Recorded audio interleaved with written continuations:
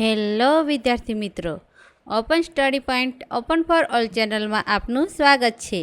આજે આપણે શીખીશું ધોરણ 7 વિષય ગુજરાતી પાઠ 6 અવિરામ યુદ્ધના સ્વાધ્યાયના પ્રશ્નોના જવાબની સમજ મેળવશું. તો ચાલો શીખીએ 2024માં બદલાયેલ ગુજરાતીનો પાઠ 6 અવિરામ યુદ્ધના સ્વાધ્યાયના પ્રશ્નોના જવાબની સમજ. પ્રશ્ન ક્રમ 1, વાતચીત 1. તમે ક્યારેય દરિયા કિનારે ફરવા ગયા છો? ત્યાં તમે શું શું જોયું છે? જવાબમાં લખી શકાય: હા, અમે સહપરિવાર દીવના દરિયા કિનારે ફરવા ગયા હતા. વિદ્યાર્થી મિત્રો, અહીંયા તમે જ્યાં દરિયા કિનારે ફરવા ગયા હો તે લખી શકો છો.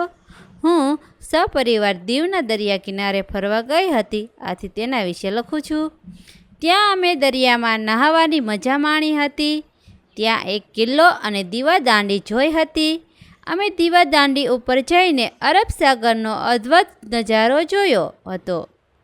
ત્યાં અમે ઊંટ અને ઘોડાની સવારી કરતા લોકો, ખાણીપીણીના વિવિધ સ્ટોર, પાણીમાં ચાલતી સ્પીડ બોટ, પેરાશૂટ ગ્લાઇડિંગ વગેરેની મજા માણતા લોકો, દરિયાના પાણીમાં નહાવાની મજા માણતા લોકો, દરિયામાં નાની મોટી હોડીઓ, દૂર દૂર નાના મોટા વહાણો જોયા હતા. સવાલ 2. દરિયામાં તોફાન કે વાવાઝોડું આવે ત્યારે શું થાય? કેવું કેવું નુકસાન થાય?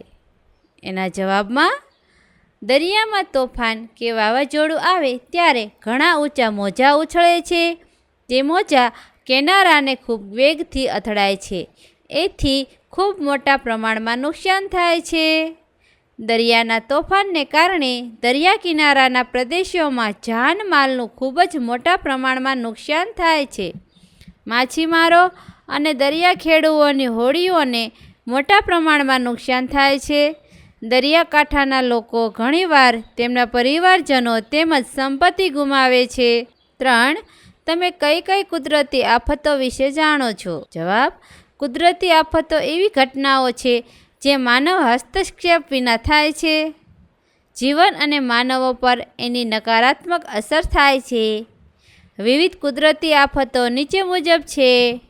1. ચક્રવાત. તેમાં ભારે વરસાદ સાથે તોફાની પવનો વાય છે. 2. ભૂસ્ખલન.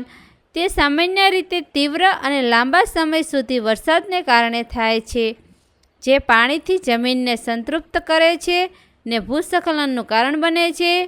ભૂકંપને કારણે પણ તે થઈ શકે છે. 3. જ્વાળામુખી. મેઘમાં એક પ્રવાહમાં વહીને બહાર આવે છે, જે પૃથ્વીની સપાટી પર પથરાય છે અને તેના માર્ગમાંની દરેક વસ્તુને બાળી નાખે છે. 4. હિમવર્ષા. તેમાં બરફના કરા સાથે ભારે વરસાદ પડે છે. 5. દાવાનળ. ભારે દુષ્કાળના સમયમાં સ્વયંભૂ રીતે સૂકા ઝાડ ઝાખરામાં આગ લાગે છે ને સમગ્ર જંગલમાં ફેલાય છે. 6. પૂર. ભારેથી અતિ ભારે વરસાદ થવાથી નદીઓમાં પૂર આવે છે. પૂરને કારણે પણ ઘણી તારાજી સર્જાય છે. 7. સુનામી. પાણીની અંદર આવેલા ધરતીકંપને કારણે સુનામી સર્જાય છે ને દરિયાકાંઠે ભારે વિનાશ સર્જાય છે. 4. દરિયો તોફાની સાથી બનતો હશે. દરિયા પરના તાપમાનના ફેરફારને કારણે તીવ્ર ચક્રવાત ઉદ્ભવે છે. દરિયાના ગરમ પાણીનું વરાળમાં રૂપાંતર થાય. ગરમ હવા ઉપર જતાં નીચે દબાણ થાય. એ દબાણની ખાલી જગ્યા આસપાસની ઠંડી હવા ઝડપથી ધસી આવે. એ પવનની ગતિ સાથે દરિયાઈ તોફાન થાય. આમ દરિયો તોફાની બને. 5. તમે સુનામી વિશે શું જાણો છો? જવાબ: સુનામી એ જાપાનીઝ શબ્દ છે. બંદર અને નામી એટલે મોજા. દરિયાની અંદરની પેટાળની પ્લેટોની સરહદો ખસે, એકબીજાથી દૂર જાય કે એકબીજા પર ચઢી જાય, તેથી સુનામી ઉદ્ભવે છે. જો કે સામાન્ય રીતે આ પ્રકારની સરહદો દરિયાઈ પાણીને અસર કરતી નથી. ઝોનમાં ઉદ્ભવતા ભૂકંપને કારણે મોટાભાગની બધી સુનામી ઉદ્ભવી છે. 6. દીવાદાંડી શા માટે બનાવવામાં આવતી હશે? જવાબ: વહાણો અને આગબોટોને રાત દિવસ જે તે સંદર્ભ સ્થળ દર્શાવી તેમના માર્ગો નક્કી કરવામાં કે આસપાસ રહેલ ભયજનક ખડકોના અસ્તિત્વની ચેતવણી આપવા ઊભો કરેલો દીવા સાથેનો મિનાર એટલે દીવાદાંડી. દિવસે દીવાદાંડીના ચોક્કસ પ્રકારના રંગ જોઈને નાવિકને ખ્યાલ આવે છે, જ્યારે રાતના તેમાંથી ફેંકાતા જુદા જુદા રંગના જુદી જુદી તીવ્રતા ધરાવતા પ્રકાશથી સંકેતો મળે છે. જો કે દીવાદાંડી શબ્દ વહાણના નાવિકના માર્ગદર્શનના સંદર્ભમાં જ સામાન્ય રીતે વપરાય છે. 7. વાવાઝોડાના નામ કેવી રીતે પડતા હશે? જવાબ: વાવાઝોડાના નામ બધા દેશો સાથે મળીને નક્કી કરે છે, જેમાં અલગ અલગ નામો પહેલાંથી જ આપી દેવાયા હોય છે, જેમ કે ટોર્નેડો, હરિકેન. આ નામકરણ માટે વિવિધ દેશોનું સંગઠન પણ બનાવવામાં આવ્યું છે. દાખલા તરીકે ઈસવીસન 2004માં ભારત, પાકિસ્તાન, બાંગ્લાદેશ, મ્યાનમાર, માલદીવ, શ્રીલંકા, ઓમાન અને થાઈલેન્ડ આ 8 દેશો જે દરિયા કિનારાની સરહદ ધરાવે છે, તેમની વચ્ચે આ નામકરણ માટે કરાર થયો હતો.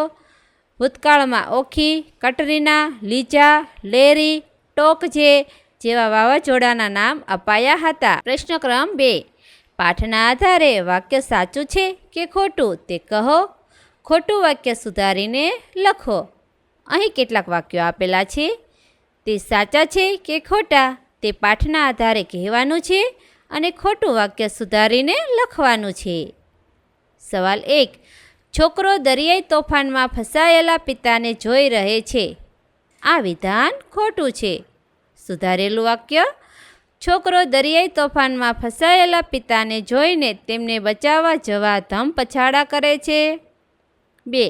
કુદરતના બળ સામે માણસનું બળ હારે છે. સાચું. 3. દરિયાઈ તોફાનમાંથી બચવા માછીમાર ખૂબ પ્રયત્ન કરે છે. સાચું. 4. કુદરતના બળથી હોડી અને માણસ બંને અલગ થઈ જાય છે. સાચું. 5. બાપના મોતનું વેર વાળવા છોકરો હોડકું લઈને દરિયામાં જાય છે. ખોટું. સુધારેલું વાક્ય: છોકરો બાપ દાદાના ધંધાને જાળવી રાખવા હોડકું લઈને દરિયામાં જાય છે. 6. પિતાના મૃત્યુના કારણે છોકરો કુદરતના બળને ધિક્કારે છે. સાચું. પ્રશ્ન ક્રમ 3.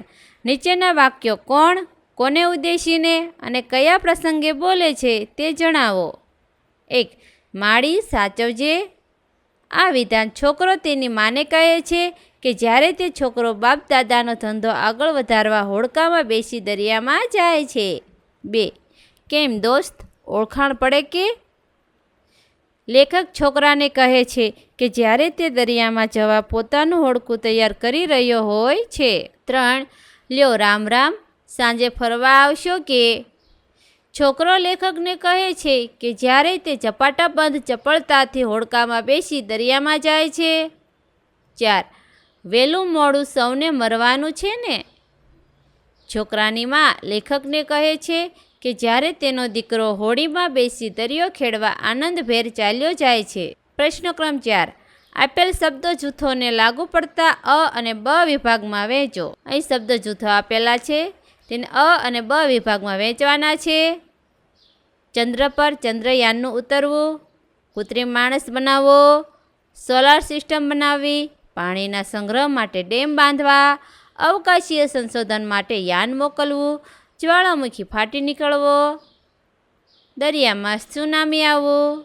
બીજું છે નદીમાં પૂરની સ્થિતિ ઊભી થવી, પહાડ ધસી પડવો, નદી કે દરિયામાંથી વીજળી ઉત્પન્ન કરવી, ભૂકંપથી મકાનો ધરાશયી થવા, જંગલમાં દાવાનળ લાગવો, શરીરમાં કૃત્રિમ અંગો મૂકવા, આંખ હાથ પગનું સર્જન. અ વિભાગમાં કુદરતનું બળ, નદીમાં પૂરની સ્થિતિ ઊભી થવી, પહાડ ધસી પડવો, ભૂકંપથી મકાનો ધરાશયી થવા, જંગલમાં દાવાનળ લાગવો, જ્વાળામુખી ફાટી નીકળવો, દરિયામાં સુનામી આવવું, હાથ પગનું અને આંખનું સર્જન. બ માનવનું બળ, ચંદ્ર પર ચંદ્રયાનનું ઉતરવું, કૃત્રિમ માણસ બનાવવો, સોલર સિસ્ટમ બનાવવી, નદી કે દરિયામાંથી વીજળી ઉત્પન્ન કરવી, પાણીના સંગ્રહ માટે ડેમ બાંધવા, અવકાશીય સંશોધન માટે યાન મોકલવું, શરીરમાં કૃત્રિમ અંગો મૂકવા. પ્રશ્ન ક્રમ 5. આપેલા વાક્યમાં તમને જે જે લાગણી અનુભવાતી હોય તે લખો અને તેના કારણની ચર્ચા કરો. કૌંસમાં આપ્યું છે ગુસ્સો, દુઃખ, ફિકર, નિરાશા, દયા, ડર, નવાઈ. ઉદાહરણ તરીકે રાક્ષસની ચીસો હોય તેમ પવન સુસવાટા બોલાવતો હતો. કૌંસમાં લખ્યું છે ડર. સવાલ 1. માણસનું બળ થાક્યું હતું, કુદરતનું બળ વધતું હતું. દયા. 2. મને હળી કાઢવા દ્યો, હું દોડીને મારા બાપને બચાવી લાવું, મને હળી કાઢવા દ્યો. ફિકર. 3. મનુષ્ય હાર્યો, દરિયો જીત્યો. નિરાશા. 4. મારી પ્રચંડતાને પણ કુછ નહીં ગણનાર આવડો નાનો છોકરો નીકળ્યો. નવાઈ. 5. તે દિવસે એ એવું રડ્યો હશે કે દરિયો પથરાનો હોત તોય પીગળી જાત. દુઃખ. પ્રશ્ન ક્રમ 6. આપેલ શબ્દના નજીકના અર્થ સામે ખરું કરો. અહીં કેટલાક શબ્દ આપેલા છે. ઉદાહરણ તરીકે તુમુલ, તો તેની સામે 4 ઓપ્શન છે. અંધારું, તમરા, યુદ્ધનું મેદાન, ભયંકર. તુમુલ એટલે ભયંકર, આથી તેની સામે ખરું કરેલું છે. આ જ પ્રમાણે આપેલ શબ્દના જે નજીકનો અર્થ ધરાવતા શબ્દ હોય તેના પર ખરું કરીશું. 1. ધ્રુસર. ઓપ્શન આપેલા છે. અ. ધમાલ, બ. ધસારો, ક. ધૂળના રંગનું, ડ. ધબકાર. સાચો જવાબ ક. ધૂળના રંગનું. સવાલ 2. અતળ. અ. અતિ ઊંડું, બ. તળિયા વગરનું, ક. લાગણીશીલ, ડ. ખીણ. સાચો જવાબ અ. અતિ ઊંડું. સવાલ 3. ચિંતાતુર. અ. ચિંતન કરવું, બ. વિચારોથી ગભરાવું, ક. ચિંતા કરવી, ડ. વિચાર મૂકવો. સાચો જવાબ બ. વિચારોથી ગભરાવું. 4. મશગુલ. અ. મશક, બ. મશહૂર, ક. તલ્લીન, ડ. મગજમારી. સાચો જવાબ ક. તલ્લીન. પ્રશ્ન ક્રમ 7. આપેલા વાક્યમાંથી રૂઢિપ્રયોગનો અર્થ શોધીને લખો અને નવું વાક્ય બનાવો. અહીં ઉદાહરણ આપેલું છે હળી કાઢવી એટલે કે દોટ મૂકવી. શિવાંશ વાછરડાનો જીવ બચાવવા દોટ મૂકે છે. નવું વાક્ય છે પિતાને બચાવવા દીકરાએ હળી કાઢી. આ પ્રમાણે આપેલા વાક્યોમાંથી રૂઢિપ્રયોગનો અર્થ શોધીને લખવાનો છે અને નવું વાક્ય બનાવવાનું છે. સવાલ 1. મીટ માંડવીનો અર્થ મા દીકરો પિતાના સંઘર્ષને એકી નજરે જોઈ રહ્યા હતા. મીટ માંડવી એટલે એકી નજરે જોઈ રહેવું. નવું વાક્ય લખીએ. પિતાની તબિયત અચાનક બગડતા મીના એમ્બ્યુલન્સ આવવાના રસ્તા તરફ મીટ માંડી રહી હતી. 2. ઠઠ જામવી. વાક્ય છે ગિરનારની લીલી પરિક્રમા કરવા શ્રદ્ધાળુઓ એકઠા થયા. ઠઠ જામવી એટલે ભીડ જામવી. ભાદરવી પૂનમે અંબાજી શક્તિપીઠમાં માતાજીના દર્શનાર્થે ઠઠ જામે છે. 3. આહવાન કરવું એટલે પડકાર ફેંકવો. ગાંધીજીએ અહિંસાના શસ્ત્રથી અંગ્રેજોને પડકાર ફેંક્યો. લક્ષ્મણે ગુફામાં છુપાયેલા મેઘનાદને યુદ્ધ માટે આહવાન કર્યું. 4. નાક વઢાઈ જવું, આબરૂ જવે. અભિમન્યુ જેવા 9 લોહિયાથી હાર્યા એથી કૌરવ યોદ્ધાઓની આબરૂ ગઈ.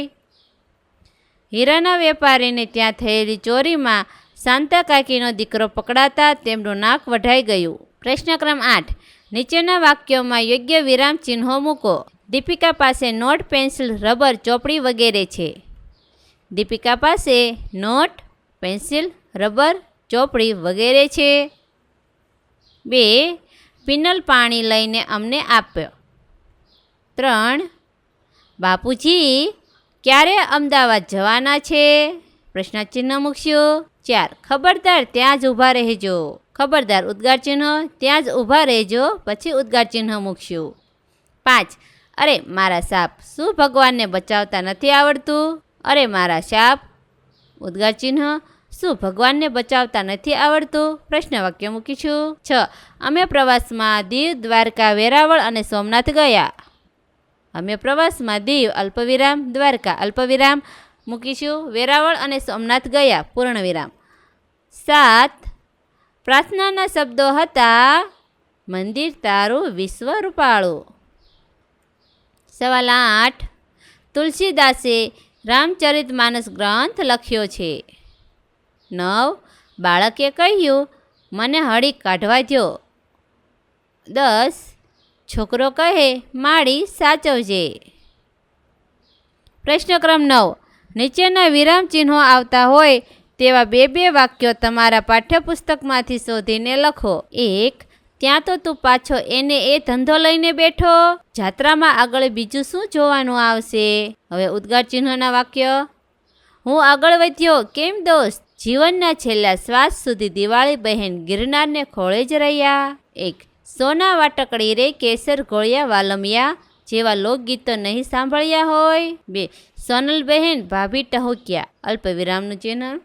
શ્યામવર્ણ શરીર, કપાળમાં મોટો લાલ કંકુનો ચાંદલો, પ્રમાણમાં મોટા ચશ્મા, સાડીના પાલવથી સદાય ઢંકાયેલું મસ્તક. 2.